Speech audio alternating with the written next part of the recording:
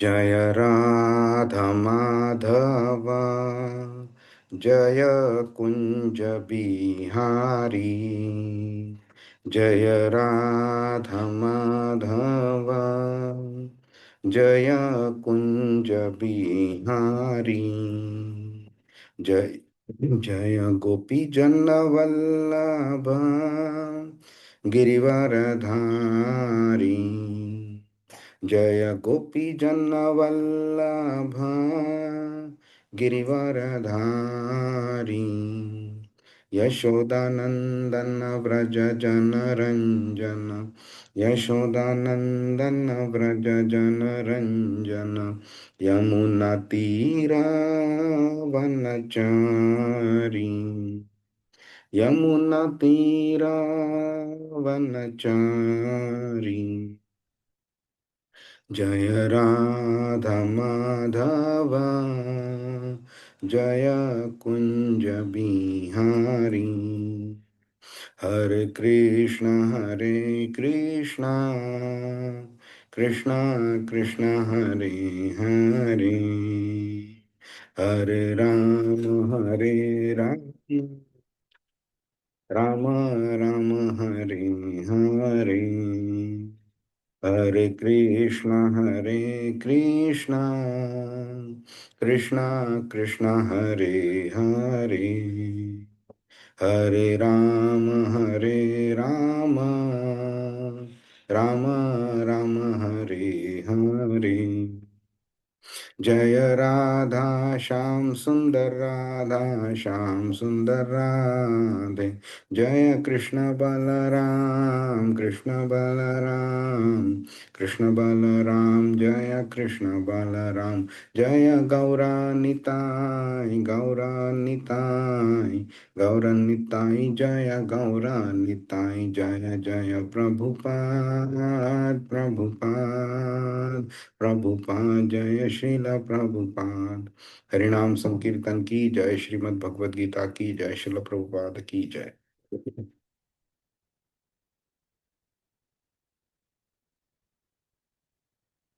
ॐ अज्ञानतिमिरान्धस्य ज्ञानाञ्जनशलाकया चक्षुरुन्मिलितं येन तस्मै श्रीगुरवे नमः। श्रीचैतन्यमनोभीष्टं स्थापितं येन भूतले स्वयं रूपकदा मह्यं ददाति स्वपदान्तिकं।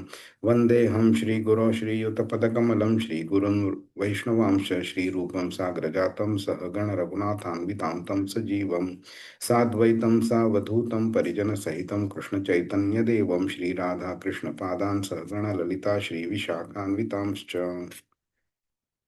हे कृष्ण करुणा सिंधु दीनबंधु जगतपते गोपेश गोपिका कांत राधा कांत नमोस्तुते।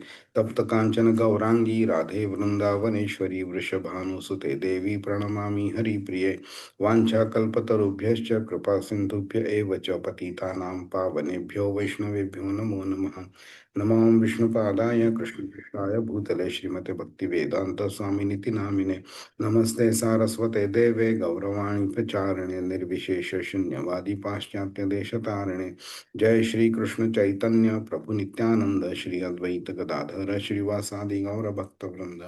हरे कृष्ण कृष्ण कृष्ण हरे हरे हरे राम राम राम हरे हरे। हरे कृष्ण। सगळ्यांचं स्वागत आहे। कोणाला आठवतंय आपण काय केलेलं?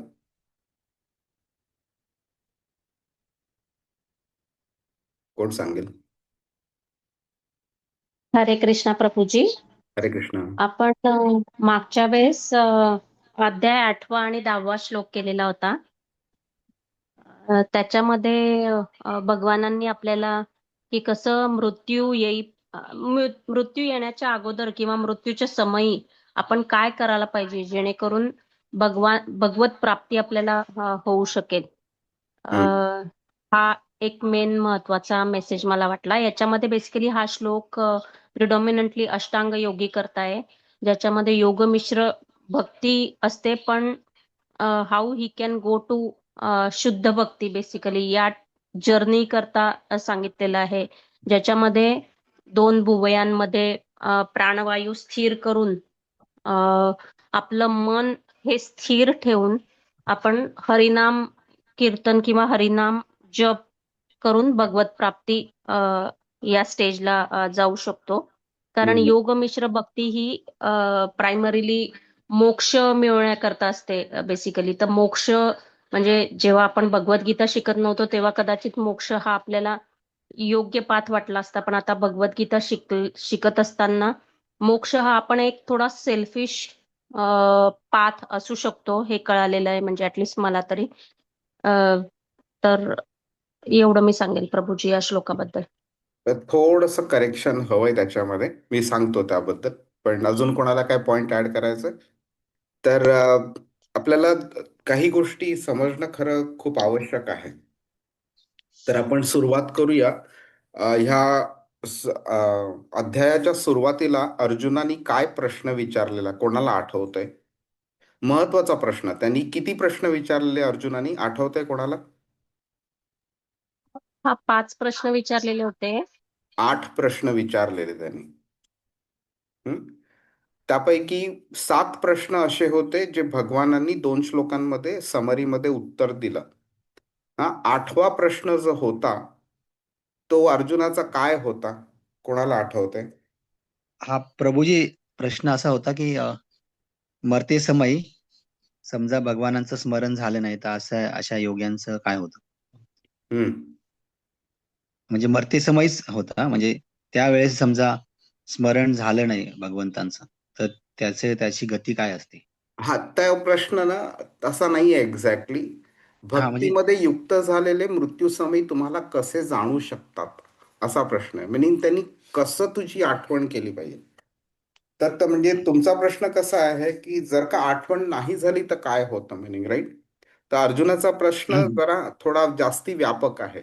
कसं आठवण करू शकतं? ठीक आहे, काय होईल ते ठीक आहे, पण आठवण करणं इज मोर इम्पॉर्टंट. त्यामुळे तो विचारतोय की आठवण ते कसे करू शकतात तुमची, हा त्याचा प्रश्न आहे. ठीक आहे. हा, हा. ओके, मग त्याला त्याच्या पहिल्या 7 प्रश्नांना भगवान तिसऱ्या आणि चौथ्या श्लोकामध्ये उत्तर देतात. पण त्याचा जो 8वा प्रश्न आहे त्याचं उत्तर कोणत्या श्लोकात दिलंय? कोणाला आठवतंय? नाही? तर 5व्या आणि 6व्या श्लोकात त्याचं उत्तर दिलेलं आहे. तर 5व्या श्लोकात काय होतं कृष्णाचं जर स्मरण आपल्याला शेवटच्या क्षणी झालं तर, ते सांगतोय तो. हा, अंतकाळी केवळ माझे स्मरण करीत जो आपला देहत्याग करतो तो तात्काळ माझ्या प्रकृतीची प्राप्ती करतो, यात मुळीच संशय नाही. हे तो काय होतं ते सांगतो. आणि तुम्ही जो प्रश्न विचारला काय होतं जर का स्मरण नाही केला, ते त्यांनी 6व्या श्लोकात उत्तर दिलेलं आहे. आपल्या देहाचा त्याग करीत असताना मनुष्य ज्या ज्या भावाचे स्मरण करतो त्या त्या भावाची तो निस्संदेह प्राप्ती करतो. मिनिंग आधी त्यांनी पॉझिटिव्हली उत्तर दिलं काय होतं जर माझं स्मरण केलं तर. आता ऑब्व्हियसली अशी काही लोक राहतील जे देह सोडतील पण कृष्णाचं स्मरण होणार नाही त्यांना. आणि त्या लोकांकरता कृष्ण इकडे उत्तर देतोय की ज्या ज्या भावाचं स्मरण होतं त्यांना त्या त्या प्रकारचा देह त्यांना मिळतो. ठीक आहे. आता तसं जर बघितलं ना तर अर्जुनाच्या प्रश्नाचं उत्तर कृष्णाने देऊन झालेलं आहे. पण कृष्णा तिथे थांबला नाही. कृष्ण आता पुढे काय करतोय की त्याचं स्मरण व्हावं म्हणून काय काय केलं पाहिजे ते पण सांगतोय. त्याचं स्मरण कोण कोण करू शकतं ते पण तो सांगतोय. आणि ज्या ज्या लोकांना कळलेलं नाही आहे की कृष्णाचं स्मरण व्हायला पाहिजे, इतर गोष्टींचं स्मरण व्हायला नाही पाहिजे, अशा लोकांबद्दल पण तो सांगतोय तो. ठीक आहे. तर त्यामुळे त्यांनी 7व्या श्लोकामध्ये म्हणजे कसं केलं पाहिजे, मयी अर्पित मनोबुद्धीर, हे त्यांनी सांगितलं. तुझं मन आणि बुद्धी माझ्या ठाई माझ्या चरणी स्थिर कर. ओके, ते त्यांनी सांगितलं. नंतर तो काय करतोय, ह्याला इट इट असं फिजिकली पॉसिबल नाहीये असं करणं. त्याला भरपूर प्रॅक्टिस लागते. आणि म्हणून तो इथे ह्या श्लोकातही सांगतो की अभ्यास करत राहायला पाहिजे. प्रत्येक वेळी मन आपलं इकडे तिकडे धावायचा प्रयत्न करेल. म्हणून चेतसा नान्यगामिना न अन्यगामिना, तुमच्या मनाला इकडे तिकडे जाऊन नको देऊ. फक्त माझ्या चरणी ठेवायचा प्रयत्न कर. आणि मी कोण आहे? तर परमम पुरुषम. तर मी परमपुरुष आहे. आता त्यांनी हे का सांगितलं इकडे? बघा, तुम्ही गंमत बघा. 7व्या श्लोकामध्ये माम अनुस्मर युद्धच बोललाय तो. इकडे माम म्हणून त्यांनी सांगितलेलं आहे, मी स्वतः बोललेला आहे. हा. नंतर सुद्धा 5व्या श्लोकामध्ये सुद्धा माझं स्मरण कर म्हणून तो बोललेला आहे. ठीक आहे. माम एव. आणि आपण एव या शब्दाचा अर्थ पण आपण बघून घेतलेला, त्याचा इम्पॉर्टन्स पण आपण बघून घेतलेला. ठीक आहे. पण तो 8व्या श्लोकामध्ये तो परमम पुरुषम म्हणून त्यांनी वापर केलेला आहे. आणि त्याचं पण आपण बघून घेतलेलं की तो का तिकडे परमम पुरुषम वापरतोय. तर 8वा श्लोक आहे, हा एक ब्रिज आहे. ओके. इकडे आहेत कृष्णाचे भक्त ह्या बाजूला, आणि इकडे आहेत परमात्म्याचं ध्यान करणारे ध्यान योगी, अष्टांग योगी आहेत. आणि त्यांच्यामध्ये जो ब्रिज आहे तो हा 8वा श्लोक करतोय. तर 8व्या श्लोकामध्ये परमम पुरुषम मुद्दामून कृष्ण वापरतो, सो दॅट ज्या परमपुरुषाची, ज्या परमात्म्याची भक्ती, भक्ती बोलू शकत नाही पण ध्यान किंवा योग जे अष्टांग योगी करतात, तो परमपुरुष मीच आहे, हे कृष्ण 8व्या श्लोकात सांगायचा प्रयत्न करतोय. 9व्या श्लोकात पण ते त्याचे क्वालिटीज पण सांगतो तिकडे तो. ठीक आहे. आणि हे तो का करतोय, कोण सांगू शकेल? हे इम्पॉर्टंट आहे सगळ्यात. हे जर का तुम्हाला समजलं ना, तर 11वा 12वा 13वा श्लोक समजायला जास्ती वेळ नाही लागणार. प्रभूजी, म्हणजे कृष्णाला जाण्याच्या आधी त्याची क्वालिटीज माहित पाहिजे, म्हणजे ती व्यक्ती कोण आहे, त्यानंतरच आपण भक्ती करू शकतो. बरोबर आहे. करेक्ट. त्याच्याकरता तो क्वालिटीज सांगतोय. पण आय एम सेइंग की ओव्हरऑल ही जी थीम आहे ना, एकदम अष्टांग योगी वर कृष्ण का आला, ते कोण सांगू शकेल? 6व्या अध्यायाशी ह्या, हे जे सेट ऑफ वर्सेस आहेत ना, ह्या श्लोकांचा 6व्या अध्यायाशी संदर्भ येतो. कोणाला आठवतंय आता?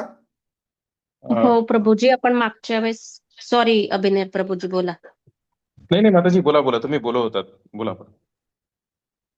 हा, म्हणजे आपण मागच्या पास्ट श्लोकामध्ये आणि अध्यायामध्ये आपण योगी वगैरे हे सगळे बघितले होते, पण अष्टांग योगीचं काय होतं ते कळालेलं नव्हतं. तर ते ट्रान्झिशन या श्लोकापासून भगवानांनी सांगायला सुरुवात केलेली असं.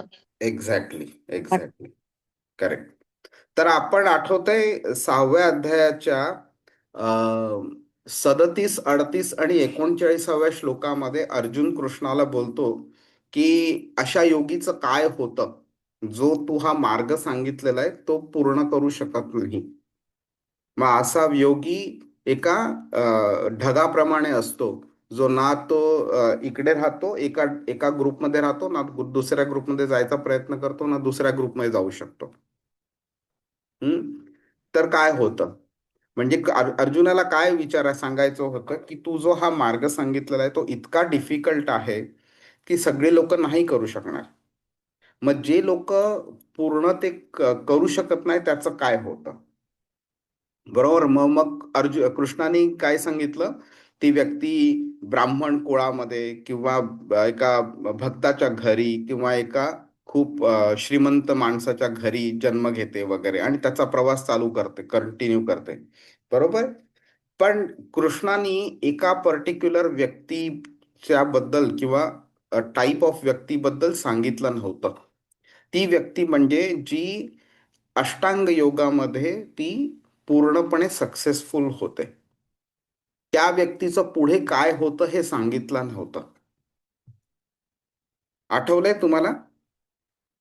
आणि आता तो प्रभूजी, त्या व्यक्तीला टच करतोय. त्यामुळे आता आपल्याला समजू शकतं की अष्टांग योगी ही जी व्यक्ती आहे, ही सक्सेसफुल जरी झाली तरी तिची जी रीच आहे, मॅक्सिमम जी रीच आहे ती परमात्मापर्यंत आहे ती. कारण ती व्यक्ती ध्यानच परमात्म्याचं करत असते. ते परमात्म्याचं ध्यान करत असल्यामुळे ती जास्तीत जास्ती परमात्म्याच्या लेवलपर्यंत पोहोचू शकते. पण इथे कृष्ण काय करतो, इथे परमात्म्यापासून भगवानांपर्यंत कशी ती व्यक्ती येऊ शकेल त्याच्याबद्दल सांगतो इथे. म्हणून हे जे माम वगैरे शब्द आहेत ना, ते त्याच्याकरता इम्पॉर्टंट आहेत ते. ओके. कृष्णाने माम हा शब्द 5व्या श्लोकात वापरलाय, 7व्या श्लोकात पण वापरलेला आहे, आणि म्हणून तो स्वतःच्या क्वालिटीज 9व्या 10व्या श्लोकात पण सांगतोय तो. आणि ह्या एक कशा करता आहे, तर ह्या अष्टांग योगींना फक्त परमात्म्याच्या स्टेजवरती त्यांनी थांबू नये, त्यांनी कृष्ण भगवान ह्या स्टेजपर्यंत यावं, म्हणून हे सगळे तो श्लोक सांगतोय. आणि ह्याची क्लॅरिटी तुम्हाला 12व्या आणि 13व्या श्लोकात यायला चालू होईल. 13व्या श्लोकात परफेक्टली कळून जाईल की कृष्ण ऍक्च्युली काय सांगायचा प्रयत्न करतोय आणि का सांगायचा प्रयत्न करतोय. काही प्रश्न आहे? काही क्लॅरिटी हवी अजून, का सगळं कळलेलं आहे? कोणाला काही प्रश्न आहे? नाही प्रभू. ठीक आहे, तर आज आपण मग 11वा श्लोक बघूया. आणि 12वा श्लोक जरा जास्ती मोठा आहे, त्यामुळे तो आज काय पूर्ण होणार नाही आपला. तर आपण आज 11वा श्लोक बघूया. यदक्षरं वेदविदो वदन्ति विशन्ति यद्यतयो वीतरागः यदिच्छन्तो ब्रह्मचर्यं चरन्ति तत्ते पदं संग्रहेण प्रवक्ष्ये. अनुवाद कोण वाचतंय? हरे कृष्णा. हरे कृष्ण. जे ओंकाराचे उच्चारण करतात आणि जे संन्यासाश्रमी महर्षी आहेत ते ब्रह्मामध्ये प्रवेश करतात, अशा सिद्धीची इच्छा करणारे ब्रह्मचर्य व्रताचे आचरण करतात. योगे मनुष्य मुक्त होईल त्या विधीचे संक्षिप्त वर्णन आता मी तुला सांगतो. हरे कृष्ण. हरे कृष्ण. इथे थोडा हा शब्द थोडा अर्धवट आहे. इथे तो ज्या योगे असं पाहिजे होतं ते. त्याग आणि शिस्तीद्वारे प्राप्ती. ऍक्च्युली हे झालंय काय ना, हे का मराठी भगवद्गीता जी आहे का वेबसाईटवरनं, तिकडनं हे ट्रान्सलेशन्स घेतलेलं आहे.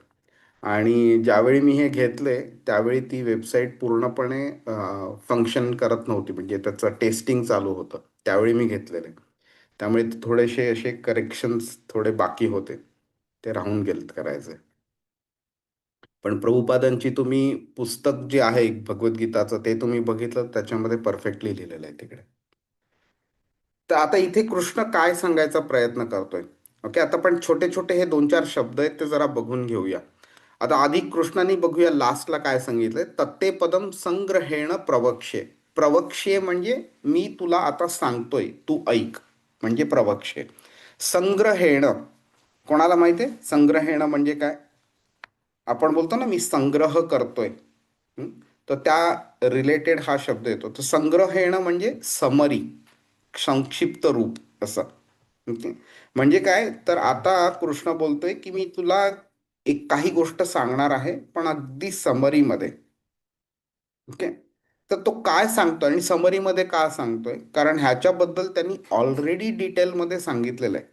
ओके, हजारो हजारो श्लोकांची पतंजली योगसूत्र जे आहे त्याला कृष्णाने अक्षरशः 22 श्लोकांमध्ये समराईज केलं, 23 श्लोकांमध्ये समराईज केलं.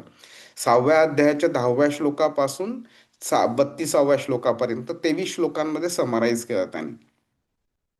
त्या समरीला तो अजूनही समराईज करतोय, म्हणून संग्रहेण प्रवक्ष्ये.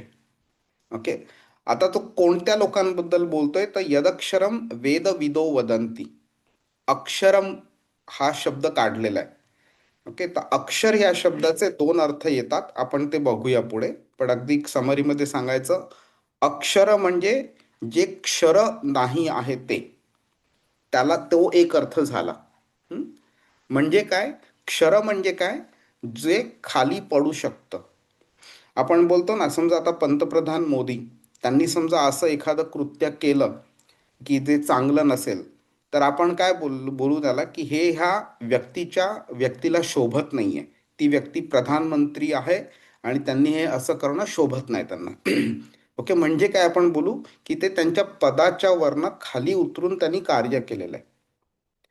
तर अक्षर म्हणजे काय, की जे आपल्या पदावरती राहील असंच कार्य करतील, म्हणजे अक्षर. म्हणजे स्वतःच्या पदावरनं खाली उतरणार नाहीत, चुकीचं असं कार्य करणार नाहीत.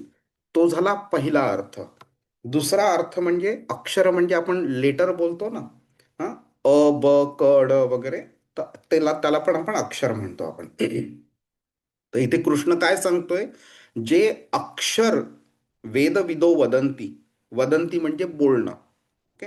वेदविदो म्हणजे जे वेदांचं जाणकार आहेत ते, ते वदंती म्हणजे जे वेदांचे जाणकार आहेत, ते जे अक्षर बोलतात ते. म्हणजे कोणतं अक्षर बोलतात, कोण सांगू शकेल? वेदविदो वदंती म्हणजे जे वेदांचे जाणकार आहेत ते कोणतं अक्षर बोलतात? ते आपल्या श्लोकामध्ये सुद्धा उत्तर आलेलं आहे ह्याचं. ओम, ओमकार. ओम. हा, ओमकाराचं उच्चारण करतात जे वेदांचे जाणकार आहेत ते. ओके. आणि ते काय करतात, ब्रह्म म्हणजे ब्रह्मज्योती, हा, त्याच्यामध्ये ते प्रवेश करतात ते. ठीक आहे. आणि ते ब्रह्मचर्याचं आचरण करतात, ब्रह्मचर्यम चरंती, ब्रह्मचर्याचं आचरण करतात ते. आणि त्या पद्धतीने ते स्वतःची देहापासनं मुक्ती करतात. ठीक आहे. तर हा झाला संक्षिप्त रूपामध्ये. आता हे कोणाबद्दल सांगतोय हे लगेच आपल्याला कळून येतं इकडे. तर इथे ते अष्टांग योगीबद्दल कृष्ण सांगतोय इथे, ज्याच्याबद्दल त्यांनी 6व्या अध्यायात सांगायला चालू केलेलं. ठीक आहे.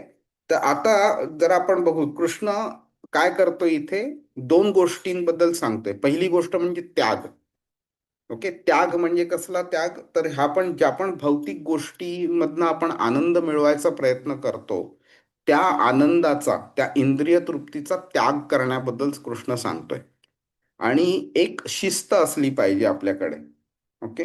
जी म्हणजे वेगळ्या वेगळ्या प्रकारचं जे आचरण करायचं असतं ते शिस्त पालन करून ते आचरण करणं, त्याबद्दल कृष्ण सांगतो इकडे. तर म्हणून अक्षर म्हणजे ओंकार ह्याची संकल्पनेची आपल्याला ओळख करून देतात. जे कोण करतं, जे ऋषी मुनी ध्यानयोगी अष्टांग योगी जे आहेत, हे जनरली त्याचं आचरण करतात, त्याबद्दल कृष्ण सांगतोय. ओके. आणि ही जी आचरण केल्यामुळे, ब्रह्मचर्याचं पालन करून, ओंकाराचं उच्चारण करून, ध्यान योग अष्टांग योग वगैरे हे सगळं करून त्यांना काय प्राप्ती होते, तर त्यांना मुक्तीची प्राप्ती होते. आणि ती करता करता ही जी भौतिक आसक्ती असते त्याचा ते त्याग करतात ते. हम्म. आणि कशावरती केंद्रित करतात, तर ह्या सगळ्या गोष्टी ज्या आध्यात्मिक आहेत, परमात्मा आहे वगैरे, ह्या सगळ्या गोष्टींवरती ते स्वतःचं लक्ष केंद्रित करतात, ध्यान केंद्रित करतात ते. आणि असं करत असताना एक शिस्तबद्ध जीवन जगत असतात ते. आपलं कसं होतं, आपण आता नवीन वर्ष चालू झालेलं आहे, तर बरीच लोक एक रिझोल्युशन करतात.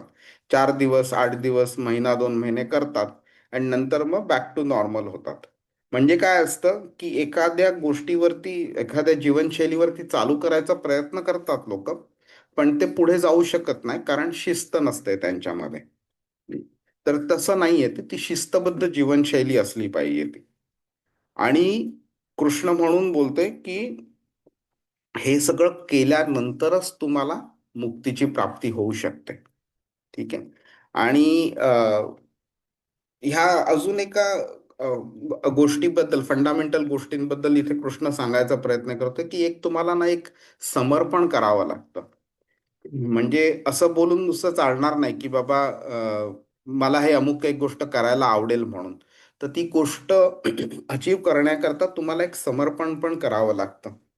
नुसतं बोलून चालत नाही, तर त्या मार्गी ऍक्शन्स पण घ्यावे लागतात आणि समर्पण करावं लागतं, म्हणजे आपण भरकटणार नाही इतर मार्गांच्या प्रती. ठीक आहे.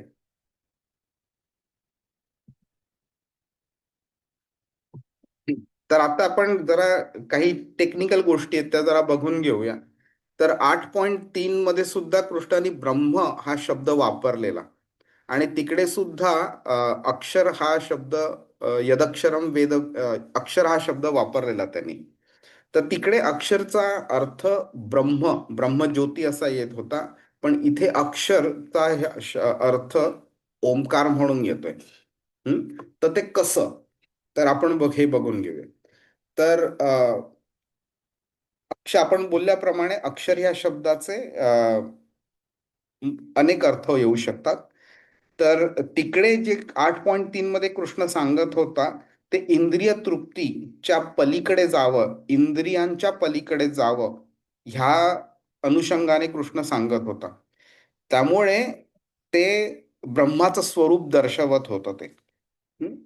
पण इथे काय करतोय कृष्ण? वदंती हा शब्द वापरलेला आहे. वदंती म्हणजे बोलणं, हा शब्द वापरलेला आहे. त्यामुळे आपण ब्रह्माचं स्वरूप बोलणं ह्या गोष्टीशी रिलेट नाही करू शकत. त्यामुळे इथे अक्षरचा हा संदर्भ उच्चारण करण्याचा रिलेटेड येतोय आणि तो म्हणजे ओंकार येतो इकडे. म्हणून इथे ओंकाराचा संदर्भ येतोय आणि प्रभुपादांनी पण हे स्पष्टीकरण देऊन हा फरक स्पष्ट केलेला आहे एकदम. ठीक आहे. आणि अजून एक गोष्ट आहे, मी म्हटल्याप्रमाणे 13वा जो श्लोक आहे 8व्या अध्यायाचा, तो सगळ्यात एक टर्निंग पॉइंट आहे. म्हणजे आपण हे 8व्या अध्यायाच्या 8व्या श्लोकापासून 12व्या श्लोकापर्यंत जे शिकू त्याचा टर्निंग पॉइंट 13व्या श्लोकात येईल. 13व्या श्लोकामध्ये जे कृष्ण बोललेलं आहे त्याच्यामुळे हे स्पष्ट होऊन जाईल की कृष्ण कोणत्या लोकांबद्दल बोलत होता आत्ता आणि तो ह्या अक्षर ह्या शब्दाचा ओंकार हा अर्थ कसा निघतो ते. हं? तर वीत राग हा शब्द वापरलेला आहे कृष्णाने. तर वीत म्हणजे काय? मुक्त होणं.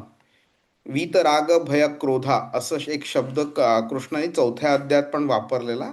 माझ्या मते 16व्या श्लोकात आणि 16व्या अध्यायात आणि 17व्या अध्यायात पण बहुतेक वापरतो कृष्ण हा शब्द. तर हा जनरली होतो रिपीट.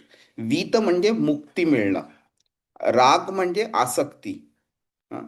तर जनरली आपण ते लिंक केलेलं राग, भय आणि क्रोध. ओके. तर ह्या तिघांचा संबंध येतो. राग म्हणजे आसक्ती. राग म्हणजे मराठीमध्ये चिडणं असं पण होऊ शकतं, पण इकडे संस्कृतमध्ये रागाला आसक्ती हा शब्द पण येतो. तर आपल्याला भौतिक गोष्टींची आसक्ती असते. ती मिळेल किंवा नाही मिळेल हे एक भय असतं आपल्याला. समजा हवी असलेली गोष्ट नाही मिळाली किंवा नको असलेली गोष्ट मिळाली तर आपल्याला क्रोध निर्माण होतो. त्यामुळे जनरली तुम्ही बघितलं तर राग, आसक्ती बरोबर भय आणि क्रोध ऑटोमॅटिकली येतं. का? तर आपल्याला ती आसक्ती असते म्हणून. ते हातातनं सुटू नये किंवा नको असलेली गोष्ट आपल्याकडे येऊ नये, ह्या दोघांचं भय आणि क्रोध आपल्याला असत राहतं आपल्याला. त्यामुळे जनरली कृष्ण वीत राग भय क्रोध हे तो रेग्युलरली वापरतो भगवद्गीतामध्ये. तर इकडे जी भौतिक आसक्ती आहे लोकांना, ओके, ती ह्या अष्टांग योगीला नसते. त्यामुळे जी व्यक्ती ही सगळी आसक्ती, इच्छा, मोह वगैरे जे असतं व्यक्तीला, ओके, त्याच्या पलीकडे जायचा जो प्रयत्न करतो तोच खरं या मार्गावरती चालू शकतो. आणि ह्या मार्गावरती चालताना सुरुवातीला अडखळायला होत असेल, पण ह्या मार्गावरती जसं जसं व्यक्ती चालवायला चालू करतो तसा तसा तो नंतर परिपक्व होत जातो. आणि जशी जशी परिपक्वता येते तसं तसं कोणत्या गोष्टीतनं आपल्याला आनंद झाला, कोणत्या गोष्टीतनं दुःख झालं वगैरे किंवा यश मिळालं, अपयश मिळालं तर आपल्याला आनंद होतो, वाईट वाटतं आपल्याला कधी कधी वगैरे. हे जे द्वैत असतं त्या द्वैताच्या वरती व्यक्ती जाते. हं? आणि नंतर तो कशावरती केंद्रित करतो? तर परमात्म्यावरती लक्ष केंद्रित करतो तो. आणि ह्याच्यामुळे काय होतं, आपण एक एक्झाम्पल घेतलेलं मागच्या वेळेला ना. समजा तुम्ही मुंबईमध्ये आहात, लेट्स से ठाण्याला आहात तुम्ही आणि तुम्हाला एअरपोर्टला जायचं आहे. आता समजा रात्री 10ची फ्लाईट आहे आणि तुम्हाला निघायला उशीर झालाय, संध्याकाळचे 7 वाजलेले आहेत. तर आता तुम्हाला एक उत्कंठा राहील एक मनामध्ये की बाबा मी वेळेवरती पोहोचू शकीन की नाही एअरपोर्टला, कारण ट्रॅफिक जॅम असेल, इकडे ट्रॅफिक तिकडे ट्रॅफिक, सिग्नल आणि हे न ते वगैरे सगळं. तर ह्या उत्कंठेमुळे तुम्हाला असं कॉन्स्टंटली एक भय असेल की पोचू नाही पोचू वगैरे. आणि त्याच्यामध्ये समजा गाडीला ऍक्सिडेंट झाला किंवा कोण मध्ये आलं आणि सिग्नल आले वगैरे ते क्रोध वगैरे पण निर्माण होईल. तर जेव्हा तुम्ही त्याच्यामध्ये असता त्यावेळी असं तो आपल्याला जी जी सिच्युएशन असते ती ओव्हरटेक करते आपल्याला, आपल्या मेंटॅलिटीला, आणि आपण कॉन्स्टंटली त्या परिणामावरती फोकस करतो. आणि नंतर मग आपल्याला प्रत्येक गोष्ट जी परिणामापासून लांब घेऊन जाईल त्याच्यावरती आपल्याला राग येतो आपल्याला. पण आता तेच समजा तुम्ही की तुम्ही फ्लाईटमध्ये आहात तुम्ही, आणि त्याच्यावरती फ्लाईटमध्ये असताना तुम्ही मुंबईचा खालचा सगळा ट्रॅफिक बघताय तुम्ही, आणि भरपूर ट्रॅफिक आहे अगदी. पण तुम्हाला त्या ट्रॅफिकनी काही फरक पडू शकतो का? तुम्हाला त्याचं म्हणजे तुमच्यावरती काय परिणाम होतो का त्या ट्रॅफिकचा? नाही होत. का? तर तुम्ही त्या ट्रॅफिकमध्ये नाही आहात. तुम्ही त्या ट्रॅफिकमुळे होणाऱ्या उशिरामुळे तो एक परिणाम असतो, त्या परिणामाशी तुम्ही अटॅच नाही आहात तुम्ही. तर तुम्हाला जर का तुम्ही समजा जेव्हा तुम्ही फ्लाईटमध्ये असता त्यावेळी तुमचा त्या ट्रॅफिकमध्ये असलेल्या परिणामाशी रिलेशन नसल्यामुळे तुम्हाला त्याच्यावरती तुमच्यावरती काहीही फरक पडत नाही. तर इथे सुद्धा कृष्ण जे सांगतोय ते तेच आहे. तुम्ही परमात्म्यावरती फोकस केलं तर तुम्हाला ह्या भौतिक ज्या गोष्टी आहेत ज्या खालच्या लेवलला आहेत, ज्याच्यामुळे यश अपयश आनंद दुःख जय पराजय वगैरे सगळं मिळत राहतं ना, ह्याच्यावरती तुमचा काहीही तुम्हाला फरक पडणार नाही ह्याच्यामुळे. का? तर तुम्ही एका हायर गोष्टीवरती तुमचं फोकस केलेलं आहे. आणि तेच इकडे कृष्ण दाखवतोय की हे फक्त द्वैत आहे, यश अपयश वगैरे. खरं तर तुम्ही प्रॅक्टिकली जर बघितलं आणि इवन टेक्निकली जरी बघितलं तर तुमचा कर्मामुळे जे तुम्हाला रिझल्ट मिळायचंय ते तुम्हाला मिळणारच आहे तुम्हाला. जर का त्या दिवशी तुमची फ्लाईट मिस व्हायची असेल तर ती मिस होईलच होईल. असं नाहीये की ट्रॅफिक नसला तर मिस होणारच नाही तुमची फ्लाईट. काही ना काही कारणाने तर तुमची फ्लाईट मिस होईल. आणि जर का तुम्हाला फ्लाईट मिळायचीच असेल तर ती तुम्ही अगदी 10 मिनिटं आधी जरी घरातनं निघालात तरी सुद्धा ती तुम्हाला फ्लाईट मिळेल. त्यामुळे आपण काय करतो, आपण स्वतःला ना विसरून जातो की हे माझ्या कर्माचं फळ आहे म्हणून. आपण आपलं कर्तव्य नीट व्यवस्थित करत राहायचं, वेळच्या वेळी निघण्याचा प्रयत्न संपूर्णपणे करून आपण वेळच्या वेळी निघायचं. पण ते फ्लाईट मिळायलाच पाहिजे हा हट्ट धरायची गरज नाहीये. तर इथे जेव्हा आपण परमात्म्यावरती लक्ष केंद्रित करतो त्यावेळी ऑटोमॅटिकली आपण स्वतःला ह्यापासून लांब ठेवतो. आपण म्हणजे जे परिणाम आहेत त्याच्यापासून लांब ठेवतो. आणि म्हणून ना जेव्हा आपण स्वतःला एका हायर लेवलवरती उचलून ठेवायचा प्रयत्न करतो आणि लोअर लेवलपासून आपण स्वतःला लांब ठेवायचा प्रयत्न करतो त्यावेळी मग आपली आध्यात्मिक प्रगतीमध्ये जे अडथळे असतात ना ते हळूहळू कमी होतात. हं? हे जे राग भय आणि क्रोध, आसक्ती भय आणि क्रोध जे असतं त्याच्यामुळे काय होतं, आपली जी मानसिक स्थिती असते ही भौतिक लेवलवरतीच राहते.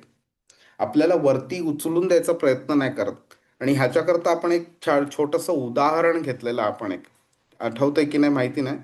पण आपण जेव्हा 8, 10, 12 वर्षाचे होतो त्यावेळी मित्रांबरोबर आपण खेळायचो. कधी कधी क्रिकेट खेळायचं.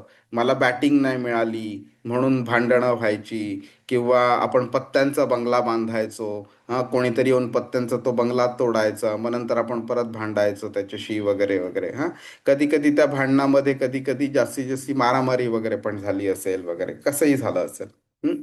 आता जेव्हा ह्याच गोष्टींकडे जेव्हा आपण एक 25-30 वर्षांनी बघतो, आज आपलं वय 30, 40, 50 जे काही असेल ते, त्यावेळी आपल्याला हे गोष्ट किती क्षुल्लक वाटतात. अरे आपण काय छोट्या छोट्या गोष्टींवरती भांडत होतो असं वाटतं. का असं वाटतं? कारण आता आपल्याला मॅच्युरिटी आलेली आहे. आपल्याला आता कळतंय की बाबा ही अतिशय क्षुल्लक गोष्ट आहे, त्यापेक्षाही मोठी गोष्ट आहे ज्याच्यावरती आपण फोकस केला पाहिजे होता. तसंच जेव्हा आपल्याला एक स्पिरिच्युअल मॅच्युरिटी येते ना त्यावेळी आपल्याला कळून येतं की ह्या ज्या भौतिक गोष्टी आहेत त्याच्यावरती आपण अननेसेसरीली फोकस केला. आपण खरं फोकस आपण आध्यात्मिक गोष्टींवरती केलं पाहिजे होतं, जे आपण करत नाही. आणि ज्याच्यामुळे मग नंतर हे सगळे प्रॉब्लेम स्टार्ट होतात. कोणाला काही प्रश्न आहे? काय जरा कॉम्प्लेक्स झालंय का? नाही नाही प्रभूजी. प्रभूजी. बरं, ठीक आहे. एक मिनिट.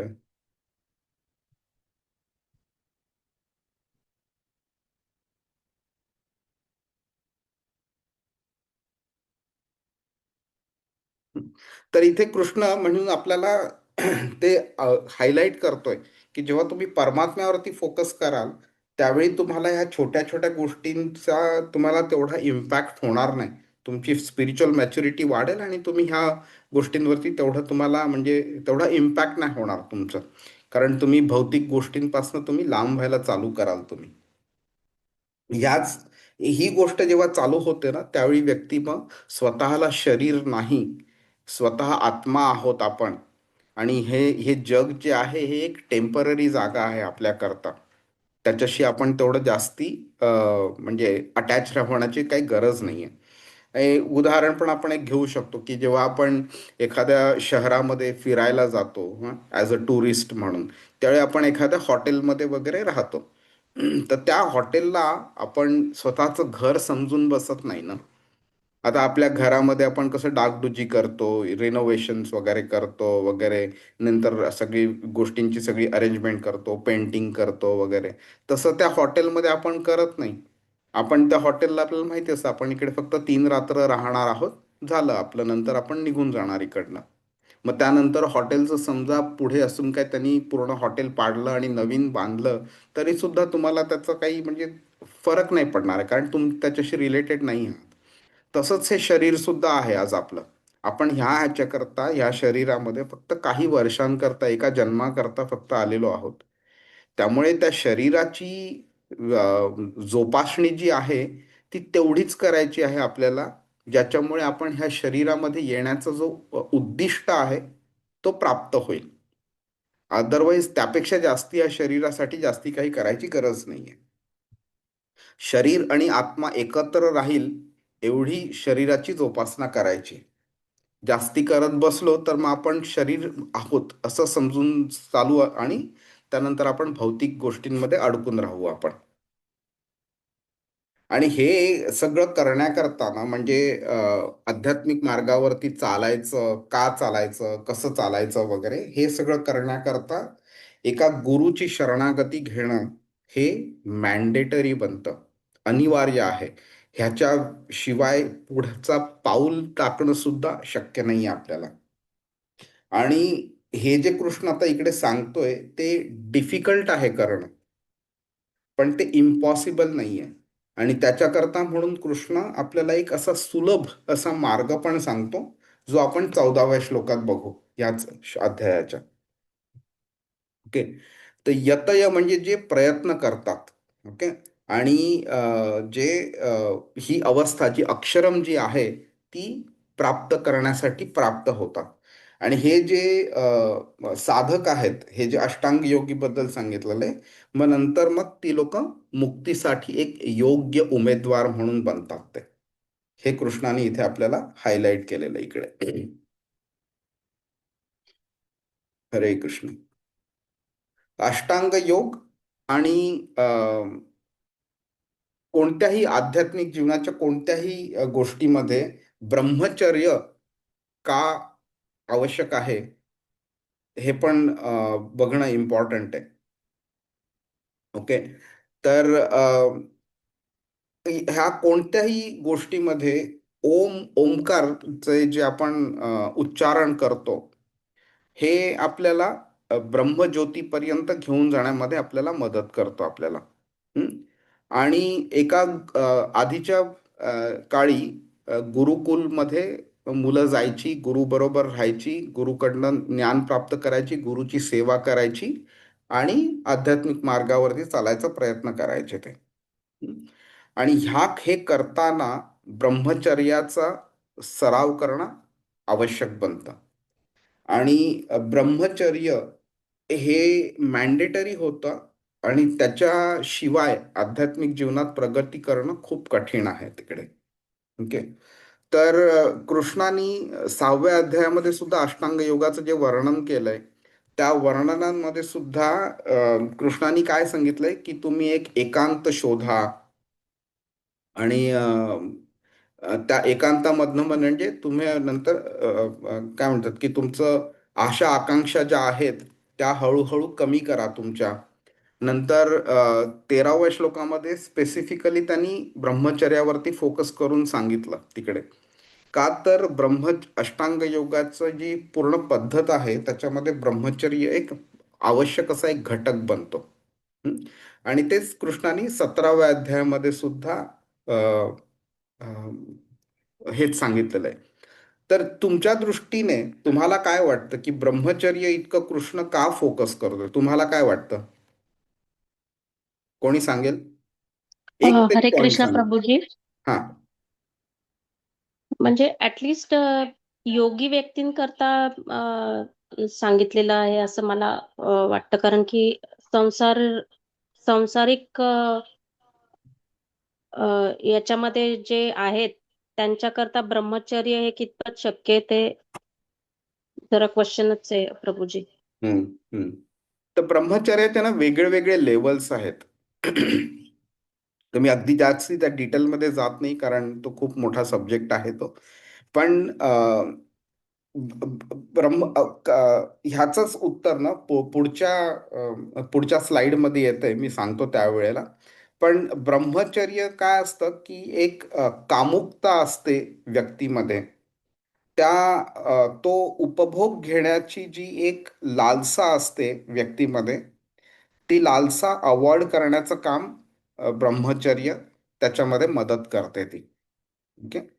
आणि ह्याच्यामध्ये शारीरिक आणि मानसिक दोन्ही गोष्टींवरती कंट्रोल निर्माण होतो आपल्याला. ओके. आणि प्रभुपादांनी हे सांगितलेलं आहे की जे काही मटेरियल आनंदाचा भौतिक आनंद जो आहे ना, त्या सगळ्या भौतिक आनंदामध्ये म्हणजे वेदांमध्ये पण लिहिलेलं आहे, त्या सगळ्या भौतिक आनंदामध्ये अ, संभोग जो आहे तो सगळ्यात जास्ती आनंद देणारी गोष्ट आहे. आणि त्या सगळ्यात जास्ती आनंद देणाऱ्या गोष्टीपासनं जर का आपण स्वतःला परावृत्त करू शकलो, कंट्रोल करू शकतो, तर मग बाकीच्या गोष्टींना कंट्रोल करणं सिंपल पडतं. आणि म्हणूनच काय झालंय की ब्रह्मचर्य काय आपल्याला इंडिकेट करतंय की जी व्यक्ती ला आध्यात्मिक प्रगती करायची आहे, ती आध्यात्मिक प्रगती तेव्हाच पॉसिबल आहे जेव्हा तो भौतिक गोष्टींच्या भौतिक आनंदाच्या पलीकडे जातो. जर का ती व्यक्ती अ, इतर जेंडरकडे जर का कामुक नजरेने बघणं अवॉइड नाही करू शकत, तर त्या व्यक्तीला आध्यात्मिक प्रवास करणं डिफिकल्ट पडतं. आणि जी गुरु असते व्यक्ती ना, ती गुरु ह्या गोष्टींचं त्याला प्रॉपरली ज्ञान असतं त्याला. आणि त्यामुळे त्याला कळत असतं की कोणता शिष्य ब्रह्मचर्य पालन करू शकेल आणि कोणती व्यक्ती पालन नाही करू शकणार. आणि त्या अशा व्यक्तीला मग गुरु मग गृहस्थ आश्रमी पदार्पण करायचा सल्ला देतो मग, की बाबा तुला असं जमत नाहीये हे पालन करणं, तर तू गृहस्थाश्रमी पदार्पण कर, लग्न कर आणि संसार कर. आणि नंतर मग म्हणून मग वानप्रस्थाश्रम आणि नंतर मग संन्यास आश्रम हे दुसरे दोन आश्रम येतात ते. तर जीवनामध्ये आनंद नकारणं हा ऑब्जेक्टिव्ह नाही आहे, पण त्या आनंदाच्या पलीकडे जाणं हे ऑब्जेक्टिव्ह आहे. एखाद्या व्यक्तीला समजा गुरूंनी सांगितलं नाही तू ब्रह्मचर्याचंच पालन कर, तू गृहस्थाश्रमी जाऊ नकोस. पण त्या मुलाची जर कॅपॅसिटी नसेल ती, तर त्याच्यामध्ये काय होईल की त्याला एक दुःख राहील मनामध्ये की त्याला लग्न करायचं होतं पण त्याला करून दिलं नाही गुरुनी. त्यामुळे त्याच्या मनामध्ये हे विचार कॉन्स्टंटली राहणार, ते मनात दुःख कॉन्स्टंटली राहणार. तर ते अवॉइड करण्याकरता गृहस्थाश्रम हे एक काइंड ऑफ फ्रेमवर्क आहे. त्या फ्रेमवर्कच्या मध्ये विदिन द बाउंड्रीज एक आश्रम निर्माण केलेला आहे, सो दॅट तुम्हाला शरीर सुख हवं असेल तर तुम्ही त्या मार्गे जाऊ शकता. पण नंतर शरीर सुख झाल्यानंतर, ती स्टेज क्रॉस केल्यानंतर तुम्ही आध्यात्मिक मार्गावरती या. तर तुम्हाला म्हणून जाणवेल हे जे 4 वर्ण आणि 4 आश्रम जे बनवलेले आहेत ना, हे एका सायंटिफिक दृष्टीने बनवलेले आहेत. म्हणजे तुम्हाला ऑब्जेक्टिव्ह ऑफ ह्युमन लाईफ या मनुष्य देहाचं जे उद्दिष्ट आहे ते उद्दिष्ट प्राप्त पण करता यावं, आणि जर प्राप्त करताना काही डिफिकल्टीज असतील तर त्या डिफिकल्टीज इझिली ओव्हरकम पण करता यावे. कधी कधी डिफिकल्टीज ओव्हरकम करण्याकरता कॉम्प्रोमाइज करावं लागतं. तर ते करता करता तुम्ही स्वतःचा मार्ग तुम्ही शोधून तुम्ही परत आध्यात्मिक मार्गावरती येऊ शकता. त्यामुळे जर का मन भौतिक इच्छांमुळे जास्तीत जास्त विचलित होणार असेल, तर ते विचलित होऊ न देता निदान एका ते आपण गार्ड रेल्स म्हणतो ना, समजा एक गाई किंवा म्हशी किंवा बकऱ्या वगैरे जे असतात त्यांना रस्त्यावरनं घेऊन जातात ना, तर अशी कुंपणं टाकलेली असतात ना, ते कुंपणं टाकण्यामुळे काय होतं की त्या गाई म्हशी कुंपणाच्या पलीकडे जाऊ शकत नाही. तर त्याला गार्ड रेल्स म्हणतो आपण. तर ह्या गार्ड रेल्स मधून व्यक्ती जाऊ शकते, म्हणजे बस भरकटणार नाही, पण शेवटी त्याला त्या आध्यात्मिक मार्गावरती घेऊन जाईल. त्याच्याकरता हे फ्रेमवर्क बनवलेलं आहे. त्यामुळे हळूहळू व्यक्ती जेव्हा ह्या मार्गावरती पुढे जायचा प्रयत्न करते, त्यावेळी तो मग वैराग्य निर्माण करतो. हां, नंतर तो संन्यास पण घ्यायचा प्रयत्न करतो. नंतर तो ओंकाराचा जप वगैरे करतो आणि स्वतःला नंतर मग समर्पण करतो. म्हणजे असे जे साधक असतात, ठीक आहे, त्यावेळी ती लोक आध्यात्मिक प्रगती अशा पद्धतीने करतात ते. ठीक आहे. तर मी आता जास्ती डीपमध्ये जात नाही. हे काही अडथळे आहेत जे ब्रह्मचर्याचं पालन करताना होतात आणि ते आपल्याला बऱ्याच अंशी आपल्याला माहिती पण आहेत. त्यामुळे मी ह्याच्यामध्ये जात नाही. आता सगळ्यात इम्पॉर्टंट काय आहे ते आपण बघून घेऊया. तर ब्रह्मचर्याचं पालन करणं प्रॅक्टिकली आता ह्या युगामध्ये पॉसिबल नाही आहे.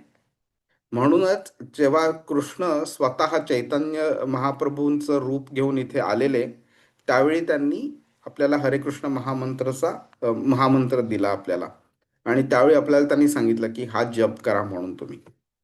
आणि आपण ह्याचं उत्तर जे आहे ना 13व्या श्लोकामध्ये आणि 14व्या श्लोकामध्ये बघू. तर आजचा जो श्लोक होता ना हा थोडा टेक्निकल श्लोक आहे. तर अगदी समजा नसेल समजला तरी काही प्रॉब्लेम नाही आहे त्याच्यामध्ये. आपल्याला हा जर का ही जी स्लाईड आहे ह्याच्यामध्ये महाप्रभूंनी जे आपल्याला महत्वाचं मार्गदर्शन केलेलं आहे ते समजलं ना तरी सगळं समजल्यासारखं आहे. तर चैतन्य महाप्रभूंनी आपल्याला काय सांगितलं की स्पेसिफिकली कलियुगासाठी, ओके, ह्या युगामध्ये जर परमेश्वराची प्राप्ती करायची असेल तर फक्त आणि फक्त श्रीकृष्णांचा नामाचा जप केला पाहिजे. हरे कृष्ण कृष्ण कृष्ण हरे हरे, हरे राम राम राम हरे हरे. हं? आणि ह्या मार्गाव्यतिरिक्त दुसरा कोणताही मार्ग नाहीये. आपल्याकडे एक श्लोक आहे, हरेर नाम एव केवलम, कलौ नास्त्यैव गतीर अन्यथा.